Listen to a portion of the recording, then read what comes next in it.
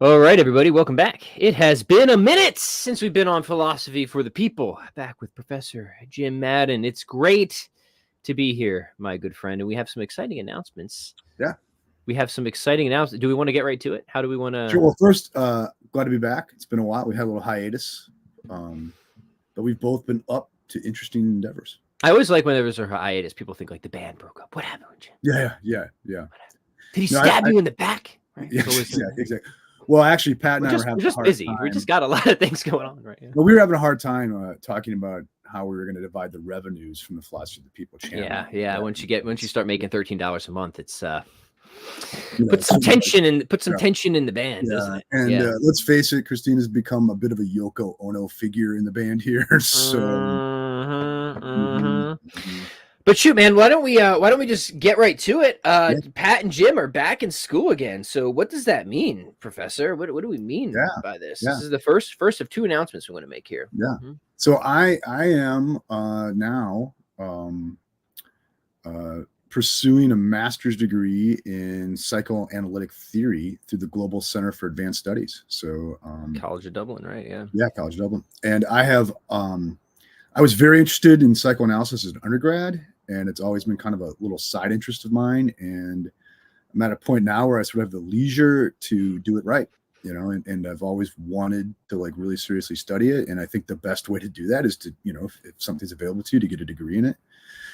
The Global Center is like kind of the price is right if you want a serious graduate degree in humanities. And so I contacted them, and they've set up something for me to actually complete a master's degree in psychoanalysis. So now I'm neck deep in Freud and Jung and Lacan and Fromm, and I'm loving it.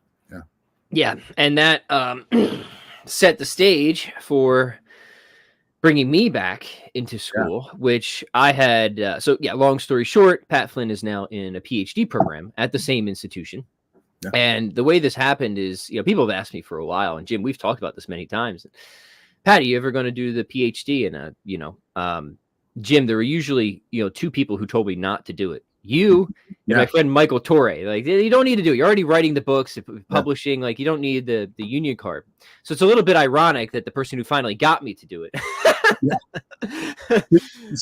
Right? Do you remember why I said you should do it? Yeah. So I'll give the condensed version. Jim said, "Look, Pat, I wake up in the night with cold sweats, right? Thinking about how many people have a PhD that might not be the brightest bulb in the shed, but you don't." Yeah. And this is a major injustice in the world that has to be corrected for. Yeah. I think what I put was how many utter morons have PhDs. I wanted to give the family-friendly version. and you don't. It's just even the dark-hearted, the Grinch, had to like flex a little bit over that one. Yeah. So, I was telling, because Christine would always say, "Hey, you still think about doing a PhD?" It's like, look, for people who don't know, I'm not a professor. I'm not an academic. I run my own business. I do a million different things. So it was never something I needed to do. It was always something I kind of thought about would be cool to do. And there were opportunities to do it before, but they would require that I would have had to move and like, I'm just not gonna. That just was not realistic, right? Because it's just not relevant to what I actually do economically, right? I'm not gonna like move my family across the country or even overseas to pursue this. But the way it worked out is, I have the ability to do it entirely distance and just write the dissertation and defend it and all that. So it's like things lined up in a way that I really couldn't have said no. So yeah, man, for the next 3 years, I am just going to be writing on, we'll talk about specifics probably in future episodes, the doctrine of divine simplicity. So yeah. And let's face it, like, if you, the Global Center for Advanced Studies, basically exists to stick its thumb in the eye of the student loan industrial complex, right? Yeah. Mm-hmm. And I think for a guy like you, it really is a golden way to like actually pursue a legitimate, like academically legit. I'll put my stamp of approval on it.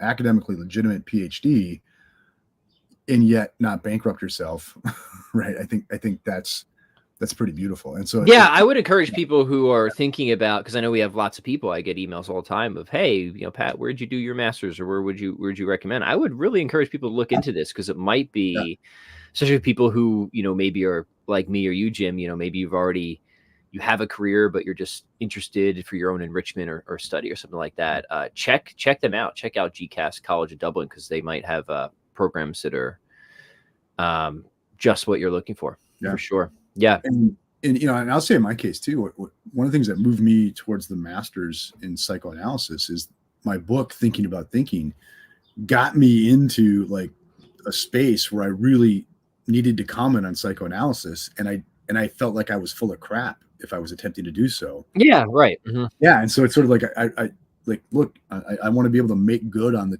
intellectual checks I've written. Right. Yeah, so now you can be full of crap with a master's degree. Yeah, now I can be like credentialed, a credentialed. Right. Yeah, and so and I should note too that I'm looks like I'm going to probably be doing some philosophy of mind courses for them in their MA program. Oh, nice. Yeah, so. Yeah, look, I pulled up their page here. There's your boy right there. Nice little pro. Like, it's just nice. It's my Facebook profile pic of my greasy tank top there. So yeah, man, I'm pumped about this. Will be good. And for me, this is something that I was already writing and researching on anyways. So it's good to be able to just kind of wrap a couple of different projects together for sure. Other announcement is Jim and I have been working on some cool stuff, and we just finished a contribution to a volume that should be published, I think, sometime, hopefully early next year, if I understood the editor correctly, on the problem of evil, with a particular emphasis on the problem of animal suffering and responding to the sort of atheological project of Paul Draper. And this looks like it's going to be a real heavy-hitting volume. You have, of course, contributions from the two most handsome philosophers on the internet, but people like Graham Oppie are in there. So it's going to be, I think, a really, hopefully profitable exchange of ideas on what is obviously a very interesting and relevant subject in the philosophy of religion. So tell us a little bit more about that, Jim. Yeah, well, I guess it's fair to say, right, that our project kind of grew out of a paper I published a couple of years ago. Yeah, for sure. Yep. And that's a paper that I actually started, like, I mean, I initially wrote a draft of it while I was teaching a seminar on philosophy of mind. Like, man, it was like 10, 11 years ago. The first time I picked that up. And the idea is that I've always found it very odd that no one's ever really intersected philosophy of mind, especially the qualia problem and the questions about suffering that come up in the philosophy of religion, right? If I can complain, I think a lack of general systematicity in philosophy is a problem. Yeah. You know, these silos really don't help people to connect dots in ways that are very relevant to, and that's what we're trying to do. We're trying to connect different dots. And I was initially struck by the fact that, okay, there's quite a few naturalists in the philosophy of mind who are perfectly happy to say either qualia don't exist or they're causally epiphenomenal. Okay. But then, like, the going argument, atheological argument in the philosophy of religion, you know, especially for the last few decades, is a qualitative version of the problem of evil, where the question is suffering, right? Like why do animals, to the degree that they do, undergo the qualitative aspects of injury, right? But yet, so then it would seem that these two things don't fit together terribly well, right? Mm-hmm. And so that was an interesting query for me. And then so I wrote that paper on that. That had some balance, right? That paper did. That got me invited to do this project for the anthology. But you and I had already talked about this so much, it was unclear whose ideas. And I took a lot of your ideas from that paper and tried to build on them in my book. Yeah, exactly. Too. Right. Yeah. And so for me, it's like, okay, whose is this now? It's like become. Mm-hmm. Yeah, I think this is a good thing that happens with your friends. Is like eventually, the idea is, you know, like you've both contributed to each other's thinking so much. So I saw it as a great opportunity for us to, like, I think it's the first like serious piece of philosophy we did together, right? The first co-authored piece, yeah, for sure. Yeah. Yep. And so we then took that original thing, and Pat made a lot of contributions to it, and now we've got this thing on steroids. I think this argument. I think it's baller, man. I'm really excited to get this out. Yeah. I think and I'll be really excited to see what sort of conversation comes around it, because it is modest, but I really think it introduces a very new and important angle on the debate. Yeah. Right. And basically what we argue, we'll kind of keep it really abstract here because we want people to read the paper, right? But is we argue like on the one hand, if you take epiphenomenalism seriously, and it's hard not to if you're going to take like standard Anglo-American philosophy of mind as like our best available accounts, right? So if you take epiphenomenalism seriously, it looks like you're going to have to say something like Draper's argument from suffering at best ends in a tie and might even favor the theist. Okay. Yep. Because if suffering's epiphenomenal, then it's very hard to give any evolutionary account of it whatsoever. Okay. Whereas a theist has got a lot more tools in their toolbox to explain why things might hurt, even though the hurting doesn't make any contribution to behavior, right? Yeah. So what just to frame it a little bit differently is that a lot of response to the problem of evil come from theists showing, no, we have the resources to give as good or at least decent enough explanation of suffering that the atheist does. Yeah. We're taking a different approach and we're saying, well, hold on, does the atheist actually have a consistent naturalist actually have a good story to tell here when we take a systematic look at the inner logic of naturalism as a whole? Yeah. And we angle in from philosophy of mind to say, not so fast. We actually think that they don't have a good story to tell here. So even if the theist has not a great story, right? Which we will concede for, I don't think that's true, but even if you just start there, but like the theist doesn't have we have kind of a story that we could tell. We're lowering what needs to be surpassed by the theist, right? That's sort of the angle we're taking on this project. Yeah. And in the original paper, and then in like my initial contribution to this paper, like my kind of intellectual conservatism came out there a lot. Whereas like, me, Pat, like I'm like, you argue for the least you can get away with arguing for. Yeah. Right? Mm-hmm. Okay. So I'm like, look, man, if it ends in a tie, that's cool. Then like, we don't have to worry about the Draper objection moving on. Yeah. And I was like, come on, Jim, we can be punchier in that. Yeah. But no, and this is where you really push me. Cause like, because you brought all this stuff up about, okay, yeah, you still do have this sort of strange confluence between pain and injury. That's exactly what we would expect if there's something more going on here, but you can't give an account of that in terms of naturalism. So I think what you really helped us do with this project, Pat, is push it into like, no, actually we think it doesn't just end in a tie. It probably actually pretty heavily favors the theist. Yeah. And this is where we bring in some of the relevant and relevantly new research on psychophysical harmony as well. Exactly. So I think we're kind of pulling a lot of different themes and lines of thought from different areas together, and what I hope will be a very I hope a lot of people read it, and it'll be one of those volumes that I'm sure is offensively expensive, but maybe we'll find a way to, once it's published, to make at least our chapter available or something like that. I think you could do a read aloud. Yeah, why not? Seriously. You know what I mean? I think you do a read aloud. Yeah. I've done that before, man. It's been a couple of years, but I remember just for a while, I would just read sections of different texts and just comment. And I always thought thought that was fun. So we should definitely do that. We should just read it or have Chat GPT read it. And then spare our voice and then comment. Right. Mm-hmm.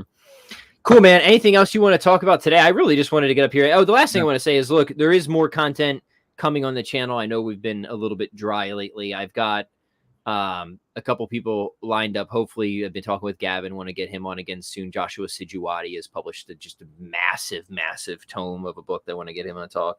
We're going to Jim, I guess your schedule's starting to free up a little bit. Maybe we can get back to some regular jam sessions. So stuff is coming. I know. I think actually there's that piece I sent you about psychoanalysis and behaviorism, and how I think that breaks down in interesting ways that we can maybe do an episode on that sometime, because I'm probably gonna put that one out there soon. So yeah. Groovy, man. Anything else you're working on? Do you want to talk at all about your dissertation topic? Yeah, dude. Well, let's tease it. So as always, Pat Flynn is not naive.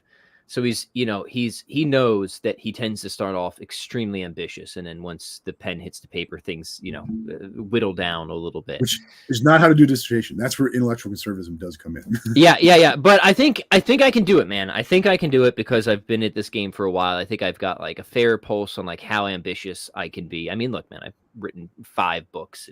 I was gonna say it helps when your dissertation is like your 6th book. Right? Yeah. So, but what I want to do is, tentatively call this thing the absolutely simple first principle of everything, how the doctrine of divine simplicity is theoretically fruitful for a host of issues across the wide array of meta disciplines, metaphysics, meta epistemology, meta ethics.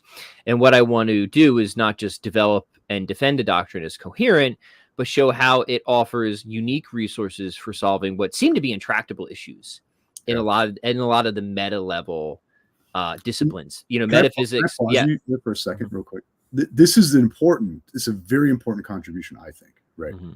And were your advisor, I would advise you to go in this direction. This is an important contribution and dovetails with the point we made earlier about what we're doing with Problem of Evil and Philosophy of Mind intersection, right? Is like one of the great complaints that people make about contemporary Anglo-American analytic philosophy is that it's so stovepiped down these specialized areas. Yep.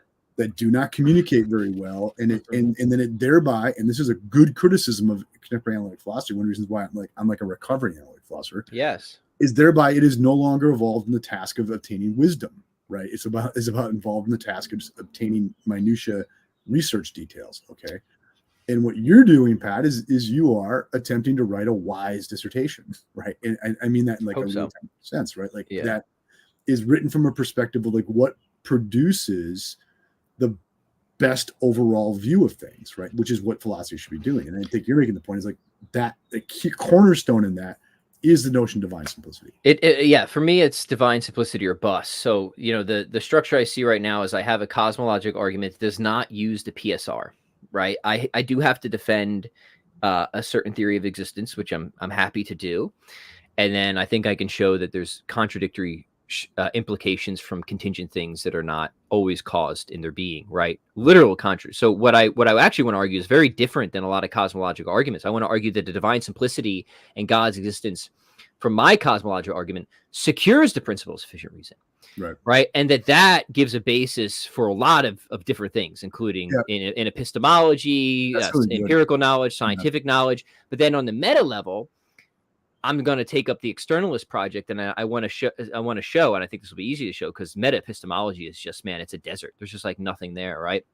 That the externalist has this kick the can down the road problem, right? How do you cash out the externalist project, right? And you can think about this as like, is God susceptible to proper functionalism? Just think about something like that. And the answer is no, he can't be, right? He can't be, right? So what I want to argue is that function. Right. Yeah. So what I want to argue is if you want to cash out externalism, you need some sort of meta epistemological principle that escapes or where the conditions of skepticism do not apply to it. Right. Yeah. And then you just outline what the conditions of skepticism are metaphysically that I think inevitably apply to finite, fallible, contingent beings, and show that whatever else the mode of divine cognition is, and I'm happy to leave that unspecified and mysterious, we can at least know through a proper, metaphysic that the conditions of skepticism do not apply to us. We can have a principled terminus in meta epistemology for externalism and proper function, stuff like that. So like this is kind of the connections I'm trying to make, right? Yeah.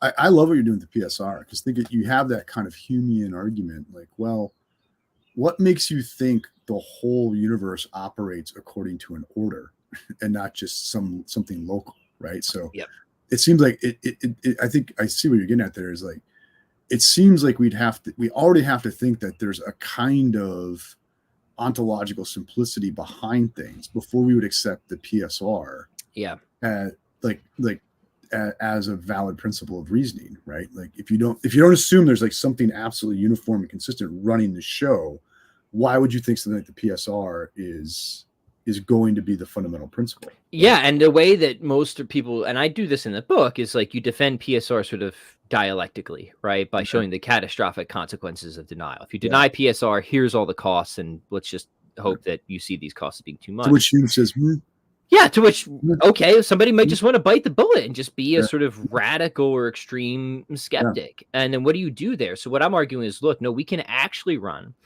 a cosmological argument where I can draw out a contradiction of and it's funny because it actually relies on an Aristotelian framework of mutual, different ontological dependence arrows of contingent things, right? To show essentially, Jim, my argument will be that there are the essence and existence element have to be parts of contingent things, but they cannot be parts unless their unity is funded by an extrinsic cause, right? And I defend that at length. And then the upshot of this is all you need is the principle of if you grant me at least the principle of contradiction, right? Yeah. Which I think is an ontological principle, not just a logical one, right? Then what we can do is we can have a metaphysical principle that actually grounds the PSR. Reason of thinking PSR is actually true and necessarily true. And PSR, and here's the thing, if you think about PSR, it has to be necessarily true, right? Or necessarily false, right? Because if PSR is just contingently true, nothing would explain it. PSR would be false, right? So PSR has to be either necessarily true or necessarily false. There's no inductive version of the PSR. Yeah, so I can give you an argument for God that will entail the necessary truth of PSR. I think that's a huge advantage because I think PSR itself is sort of like in the back pocket of a lot of our, if you know, a lot of all philosophy, really, science, all that, right? So that's one of the connections I'm trying to make, and of course that is grounded in divine simplicity, because the argument that I give, the cosmological one, has to end in a simple like a Neoplatonic type of entity, right? Yeah. This reminds me of 2 references I'm going to send you, actually. Yeah, dude. Yeah, shove me up on this, and then of course, you know, I'm going to, you know, show, I think, how simplicity helps to see the convergence of axiology and ontology at the climax, right? And that this gives you a meta ethic that's very fruitful in conjunction with, you know, God, you know, essentialism and stuff like that, and solving some issues there. And I'm willing to grant that, like, okay, there's other ethical theories, but the point here is that we have a beautiful systematic unity. We have a loveliness and an elegance with the doctrine of divine simplicity, where we can solve all these problems, right? Resistance with this one simple first principle of everything. That's what I'm up to, right? Yeah, and I think it's important to note you're not arguing for simplicity necessarily; you're arguing from it. But your ability to argue from it does much to suggest it, right? Well, this is where I might be too ambitious. Right now, I'm doing both. And when I say I'm doing both, is I've already gotten a head start on writing a lot of this stuff. So I do, you know, the first section of what I want to write is a full development of this cosmological argument, a defense of the theory of existence that I need to run that argument, and then the rest of it, each section or chapter after that, will show the fruits of this theory, right? Yep. So we'll see. You know, it always start off super ambitious, and then as things, you know, as reality slaps you in the face a bunch, it might get whittled down. Yeah, you know, it might be fun for us to occasionally check in here, just to give people a sense of what an academic project looks like. Yeah, for sure. You know, like a real one does.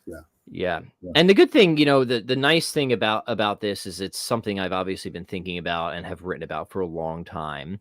So like I know the literature very well, right? So it's not something where I feel like I'm starting from ground zero. That's the key. That's the key. Yep. Yeah.